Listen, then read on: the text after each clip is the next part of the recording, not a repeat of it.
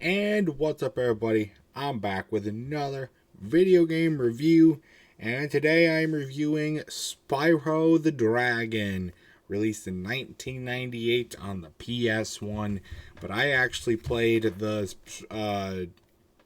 Spyro the Dragon on the Spyro Reignited trilogy, which was released I think in 2019 on the Switch and also like PlayStation and all that. But I played it on the Switch, obviously. So that's where I got it. But so we review the original game with some more updated stuff thrown in. Anyways, thank you to LikunMiffery for letting me borrow this game, giving me the chance to play it as always.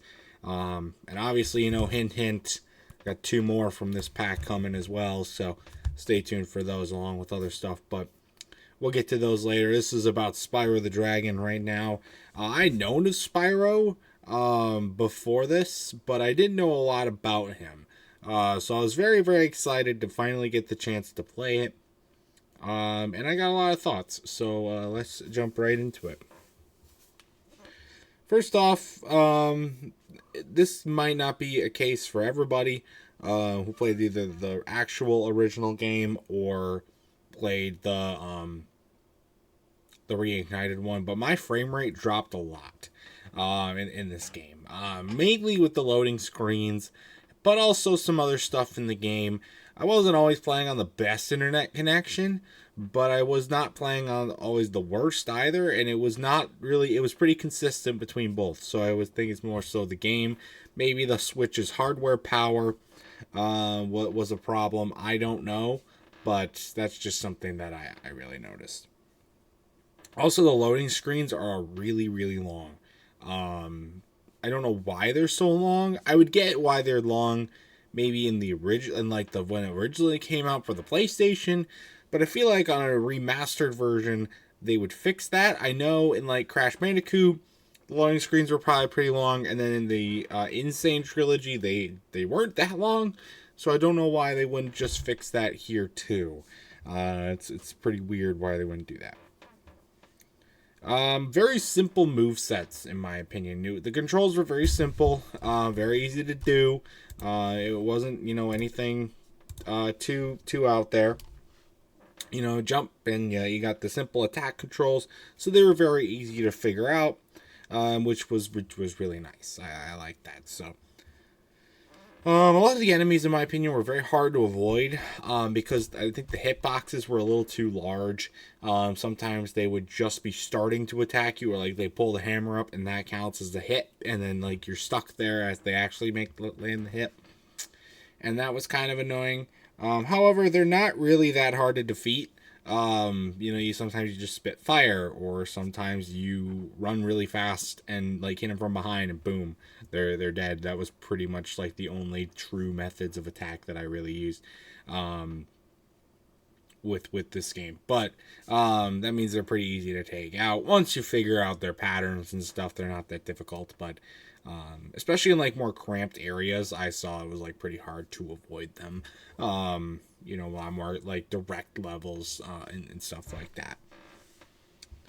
Also, one thing that really annoyed me is that it was on multiple occasions, and I might say this in my other 2 game reviews as well because it's consistent with those. But we'd encounter a good amount of an enemy before we learned out how to take it out. And later in the later games, I'll mention this again in those reviews too. But a lot of the controls are similar, and the ways to take out enemies are similar. So you know how to do it once you get to those games. But starting out in this game, not like realizing, oh, people with armor can't be taken out with fire. You got to ram them, and you die, and then you just go around them, and then somebody like way down at the end of the level says, oh yeah, you got to ram them. Why wouldn't you just say that at the beginning of the level before we encounter an enemy? Like right before we encounter the enemy for the first time. It doesn't make any sense as to why we have to go through 5, 6 of these enemies and then know what to do. Now, again, you'll figure it out pretty quickly. There's only a couple of ways to attack the enemies. So it's pretty consistent. You realize, oh, there's patterns and stuff. But at the beginning, it's just like, why wouldn't you just have that as a thing, like right at the beginning of a level, right before we run into somebody. I just don't understand as to why he would do that. So, the game is very, very short. It was like less than 4 hours. So seeing people complete this took me around 4 or 5 hours. Because I wasn't always, on top of things. I don't speed run, but it's still a very, very short game. I did not expect that. Very, very simple plot. It's kind of what you expect from a cartoon platformer, especially from the 90s. The bad guys doing bad things, the good guys doing the good things, and that's pretty much it. Doesn't really need that much of a plot. The story's not like the big factor here, but it would be, that's just, yeah. I do wish there was more of an incentive to collect eggs, because there's a lot of stuff to collect. The main thing I really wanted to collect was the eggs. But you also collect, like, gems, and you collect, and in this game you also have the dragons that you rescue as well. So it just would have been nice to have a little bit more reward to collect, especially with the eggs. It just didn't really feel rewarding. It's just super simple. You just go do it, and that's like it. It can get really boring really quickly, and it can more so turn into busy work, and I didn't necessarily like that a whole lot, but it's fine. Maybe just there's just got to be a medium, right? If it's too hard, I'm going to complain that it's too hard. If it's easy, I'm going to complain it's too easy. But you got to have some like of a medium thing there. Other games worked it out. And, it's their first try. I can't really be too mad at them. I do like, though, that the worlds look and different and play different from each other, which is nice. They can still be kind of repetitive. The same structure is there for each of the worlds in the game.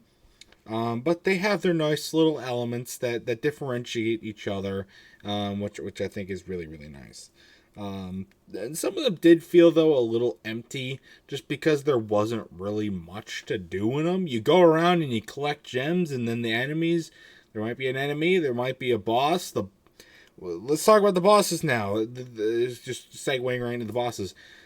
They are way too easy. The boss is like all you do is go up, breathe fire, or you ram them, and there's no unique jumps. I mean, these are some of the easiest boss fights I've ever had in the game, and it's a nice change from some previous games where I haven't had very easy boss fights, and I've been very pissed off. So that's nice. But they're really easy, and they're way, way too easy in my opinion. And they can make them a little boring at times. And then this is more of a predicament for the whole game as well. It's very simple, very easy to figure out, and very short, so you get it done really, really quickly, and stuff like that. So, and my overall thoughts about this game with that, because I heard a lot of people really raving about Spyro. I think the reason why a lot of people like Spyro, the whole trilogy and everything like that, is because it they're going off nostalgia, and I can attest to that, because there's a lot of games that I thought were good because I played them when I was younger and were like nostalgia, but this one I didn't have the nostalgia of playing, so I kind of just have to go off of what I know now, and it's not really, didn't really age the greatest in my opinion. I think it was a great remaster because Spyro's been kind of a dead franchise for a while, especially after the original 3, and then they put him into Skylanders, that will be a future review. I've got that game on the list too, but that was my first impressions of Spyro. Really, just really simple, really easy. And but it did leave me looking for more in the second game. And what did I think about the second game? You'll find out in the next video. So my final score for Spyro the Dragon. It's hard to really rate this because it's not a bad game. It just leaves you wanting a lot more. So I'll probably give it a 6. 6 out of 10. It's not bad, but boring. It can be a little repetitive, can feel like busy work. So you got to know that going in. But anyways, that's going to do it for this game review. If you've ever played Spyro the Dragon, either on the PS1 or the remastered version in the Reignited trilogy, I'd love to know your thoughts about it in the comment section down below. And that's going to do it for this video, so stay tuned for much more racing content, including more game reviews and other awesome stuff. And until next time, I'll see you guys later. Goodbye.